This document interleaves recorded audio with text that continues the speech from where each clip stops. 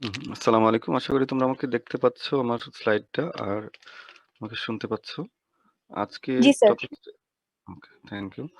এখন আমরা আজকে টপিক শুরু করব। এটা বেশ ইম্পর্টেন্ট এবং আশা করি তোমরা কিছুটা ইন্টারেস্ট পাবে। তো ২টা ক্লাসে ভেঙে পড়াতে পারলে হয়তোবা ভালো হতো। আমরা একটা ক্লাস মিস করেছি। তবুও আমি দেখি নরমাল পেসেই যাব। হয়তোবা তোমাদের যেটা বুঝতে অসুবিধা হয় সেটা আমাকে বলো। ইন্ট্রোডাকশন টু টেক্সট কম্প্রেশন, আজকে যেগুলো কন্টেন্ট আমরা সাজিয়েছি স্লাইডে, টেক্সট কম্প্রেশন তার শুরুর কিছু কথা বলবো।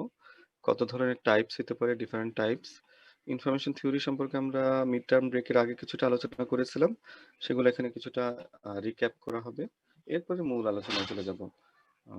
Examples of text encoding. এখানে আসলে টেক্সট এনকোডিং বলতে আমরা মেইনলি টেক্সট কম্প্রেশনটাকেই ফোকাস করব।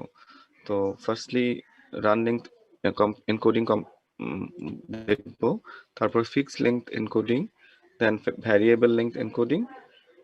ভ্যারিয়েবল লেংথ এনকোডিং এর একটা স্পেশাল কেস প্রিফিক্স এনকোডিং, এবং প্রিফিক্স এনকোডিং এর দুইটা মানে popular approach, Shannon Fano coding এবং হাফম্যান কোডিং সম্পর্কে আমরা আলটিমেটলি শিখবো।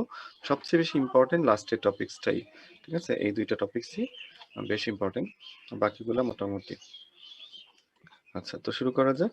তো কম্প্রেশন কেন আমরা করে থাকি ইনফ্যাক্ট, ঠিক আছে?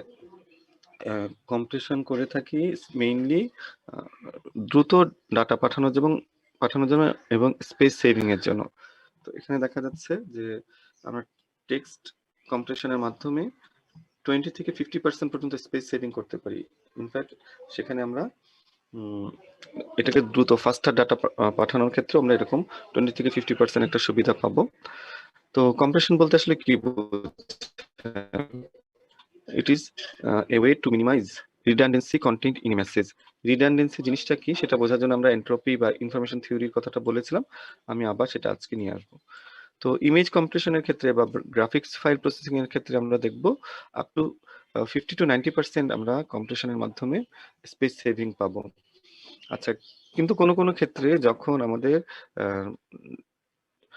টেক্সটের যে মেসেজ, টেক্সচুয়াল যে মেসেজটা আছে, টেক্সট বেস যে মেসেজগুলো আছে, কিংবা যেই পিকচার যে ইনফরমেশনটা আছে তাদের ভিতরে যদি র্যান্ডমনেসটা বেশি থাকে, কোরিলেশন কম থাকে, তখন আমরা আসলে সেইভাবে যতটুকু আমরা কম্প্রেশন আশা করতেছি সেইভাবে কম্প্রেশনটা পাবো না।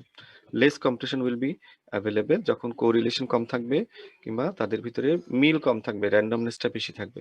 সেগুলো আমরা আস্তে আস্তে শিখবো। এটা একদম ইন্ট্রোডাক্টরি একটা কনসেপ্ট। আচ্ছা, তারপর আমরা দেখি যে আসলে কত ধরনের টাইপস আছে। আমরা 4 ধরনের টাইপ সম্পর্কে শিখবো। প্রথমে হচ্ছে লজিক্যাল এবং ফিজিক্যাল কম্প্রেশন। সেটা কেমন? লজিক্যালটা বেসড অন সিমান্টিক বা মিনিং এর উপর বেস করে। যেমন ইউএসএ, এটার মিনিংটা কত? যখন আমরা জানি যে এটা দেশের নামের সাপেক্ষে এই নাম অ্যাব্রিভিয়েটেড ফর্মটা আসে, আমরা সবাই চেষ্টা করি যে ইউনাইটেড স্টেটস অফ আমেরিকা, এটা বের করে ফেলা যায়, কারণ এটা মিনিং এর উপরে বেস করে আমরা, যেমন AUST, এটা কি হয় সেটা আমরা বের করে ফেলতে পারি। These are the abbreviated forms, তাই না? এবং এই অ্যাব্রিভিয়েটেড ফর্মগুলো কিভাবে তৈরি করা হয়েছে? একটা কন্টিনিউয়াস সাবস্টিটিউশন, একটা বড় ওয়ার্ডকে একটা ছোট লেটার দিয়ে আমরা রিপ্লেস করে এই জিনিসগুলো পেয়েছি। এটা মেইনলি বেসড অন মিনিং বা সিমান্টিক, এটাকে লজিক্যাল কম্প্রেশন বলা হয়। আরেকটা হচ্ছে সিনট্যাকটিক রুল বা ফিজিক্যাল কম্প্রেশন। সেন্টেন্সের বা টেক্সটের যে ফরম্যাটটা আছে সেটাই চেঞ্জ হয়ে গেল। যেমন এখানে একটা কমপ্লেক্স সেন্টেন্স আছে, সেটাকে আমি সিম্পল সেন্টেন্সে যদি লিখি তাহলে অনেক ছোটভাবে লেখা সম্ভব। ইট ওয়াজ জন হু wore his best suit to the dinner last night, সেটাকে আমরা যদি সিম্পল ফরম্যাটে লিখি, জন wore his best suit to the dinner, এভাবে লিখলে it will carry the same meaning, but সেন্টেন্সের যে ফরম্যাটটা আছে সেটা চেঞ্জ হয়ে যাবে, তাই না? তো এটা হচ্ছে ফিজিক্যাল কম্প্রেশন বা সিনট্যাকটিক কম্প্রেশনের একটা এক্সাম্পল।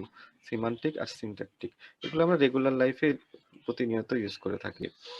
আচ্ছা, এরপরে আমরা দেখব কমিউনিকেশন সিস্টেমে ট্রান্সমিটার এবং রিসিভার। হ্যাঁ, যে